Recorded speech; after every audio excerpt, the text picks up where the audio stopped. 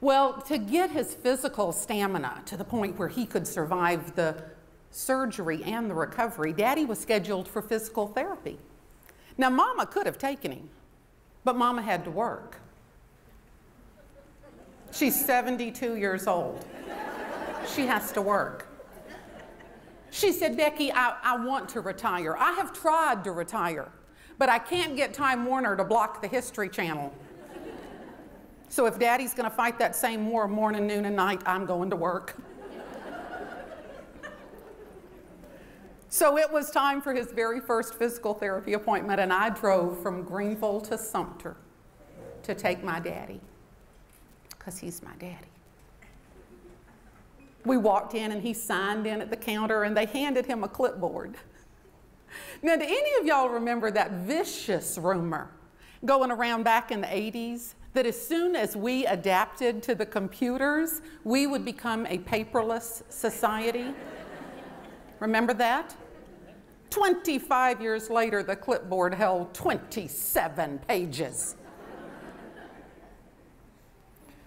But you know, Daddy's eyes aren't as good as they used to be, and the swelling in his hands caused by his kidney situation sometimes makes holding a pen painful. And he handed that clipboard to me.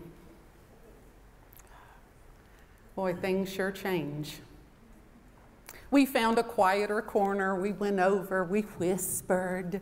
I asked questions and I recorded his responses. Now, I could have filled out most of those papers, but this is my daddy. And I'll write down what Daddy wants me to write down. And as if on cue, we finished the last page and we heard, Kenneth. We looked, there she was, standing in the doorway. Young, blonde, petite. My daddy leapt to his feet. He hadn't moved that fast since the Carter administration. I stood up.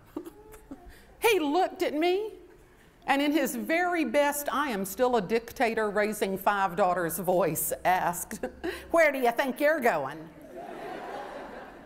I was still holding the clipboard. I pointed to the highlighted area on the front page and I said, do not leave children unattended in the waiting area.